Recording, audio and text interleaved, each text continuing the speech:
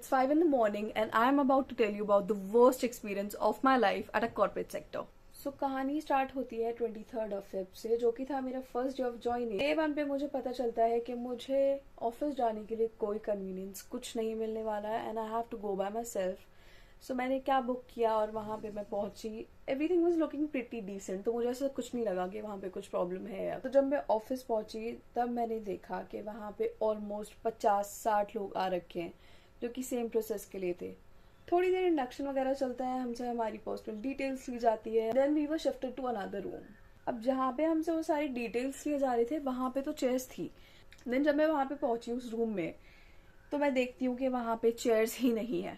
अब ये सब देख के मेरा मूड तो खराब हो ही चुका था और फर्स्ट इंप्रेशन भी खराब हो चुका था, बट आई थॉट कि चलो कोई नहीं, थोड़ी देर में सब कुछ मैनेज हो जाएगा। So I was still expecting some like little decency.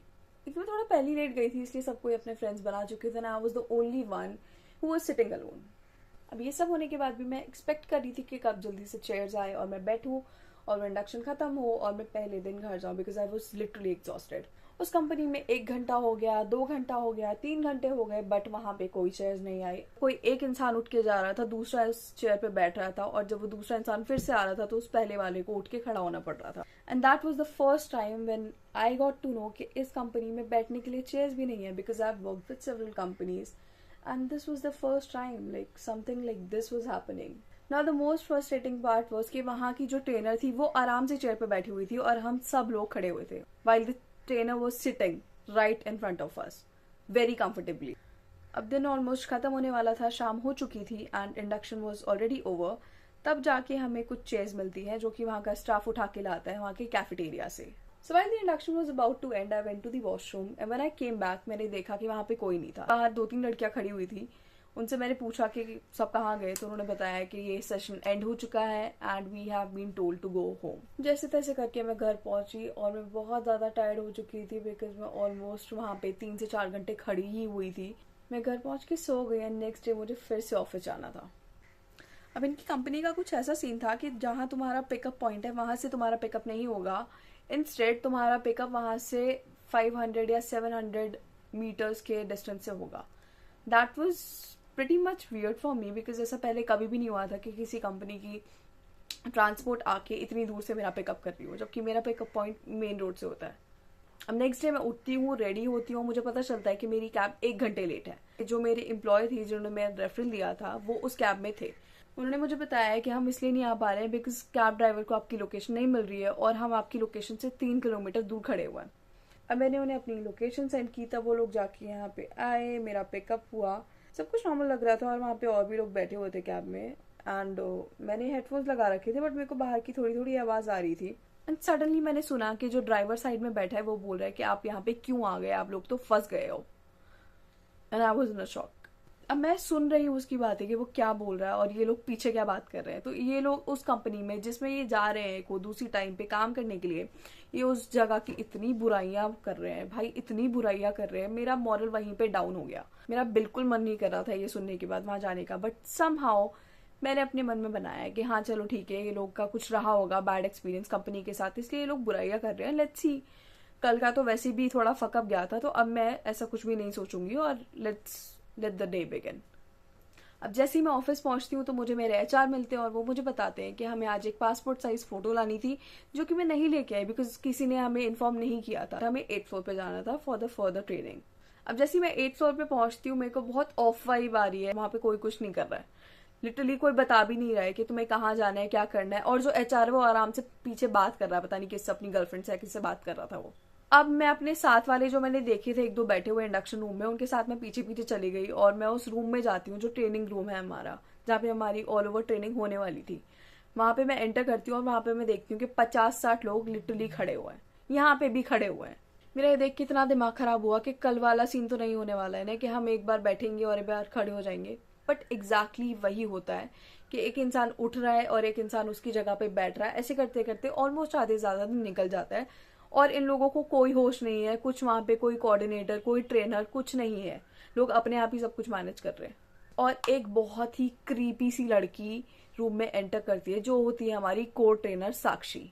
मतलब ऑलमोस्ट टीम में से 20 people were allotted to her. अब हम पूरे दिन से यहाँ वहाँ घूम रहे हैं बट हमें कोई ब्रेक, कोई लंच, कुछ नहीं मिला है।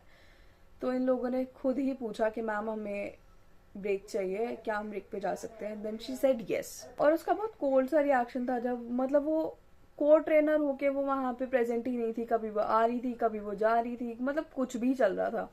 और इसके बीच में एक बहुत वियर्ड चीज एक और हुई कि हमें जिस टाइम पे हम इंटरव्यू देते हैं उस टाइम पे हमारी मैनेजर से बात हो जाती है ऐसे 101, बट उस टाइम पे वहां पे हर एक इंसान को अलग से बुला के 1-on-1 सेशन किया जा रहा था, जिसमें आपको 10 मिनट तक किसी एक टॉपिक पे बोलना था। मतलब ये मेरी लाइफ में पहली बार हुआ था कि ऐसा कुछ करना पड़ रहा है इंटरव्यू के बाद भी, ज्वाइनिंग के बाद भी। अब उस ट्रेनर ने हमें बोला कि आप वो ब्रेक पे जा सकते हो, तो मैं और मेरे कुछ नोन वंस वहाँ पे नीचे ब्रेक पे जाते हैं और वहाँ पे थोड़ा बहुत जाके कुछ खाते हैं, because I was on my period, so I was not feeling like कि मुझे बहुत कुछ वहाँ पे खाना है, तो हम थोड़ा बहुत खा के ऊपर आते हैं। And I directly went to washroom. Usually washroom में थोड़ा बहुत रश होता है, तो उसकी वजह से मुझे थोड़ा सा टाइम लग गया और मैं वहाँ पे आने में ऑलमोस्ट 5 या 7 मिनट लेट हुई थी।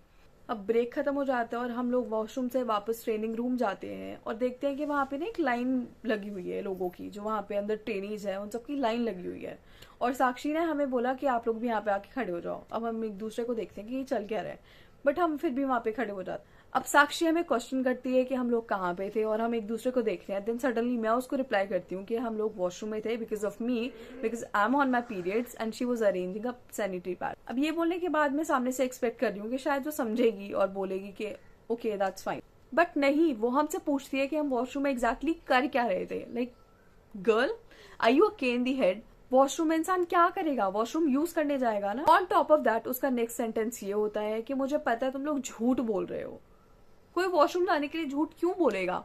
और ये सुन के जो मेरा इतना दिमाग खराब हुआ, मुझे उसी टाइम मन किया कि मैं उसको बहुत मारूं, बट मैं अपनी फ्रेंड को देख रही थी, उसने मेरे को देखा, उसने मेरे को एक काम डाउन होने वाला लुक दिया, तो मैं आराम से शांत वहीं पे खड़ी हो गई।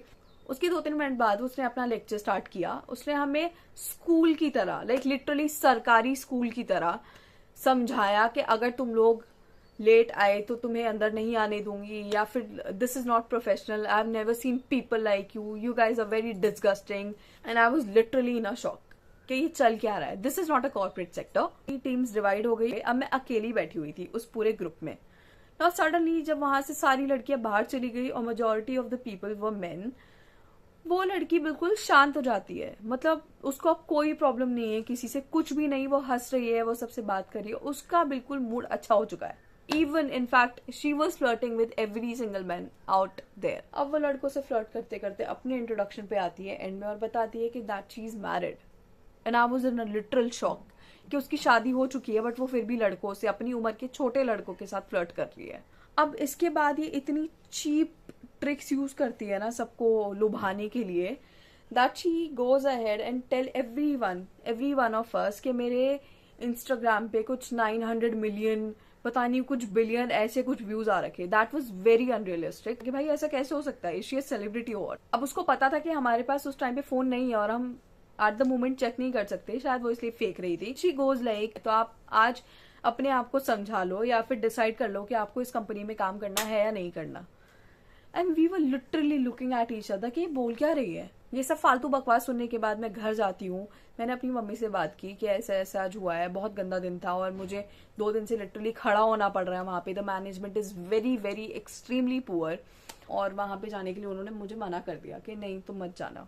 Now you might be thinking कि कंपनी कौन सी थी, so let me just go ahead and tell you. It was Teleperformance sector 48 Gurgaon, and I am also attaching a ID of that girl Sakshi, just so you know कि वो real life में कैसी है, जो मैंने आपको एक्सपीरियंस बताया, और वो इंस्टाग्राम पे क्या बनती है। वो बहुत फेक बनती है। मेरा बहुत मूड खराब हुआ उसकी इंस्टाग्राम ID देखने के चक्कर में, because I really wanted to know उसके कितने फॉलोअर्स है, क्योंकि उसने बहुत ज्यादा फेंका था हमारे सामने। I do hope that you guys don't fall into these kind of dumb fuck traps. I strongly recommend not to go there. That is the worst company ever.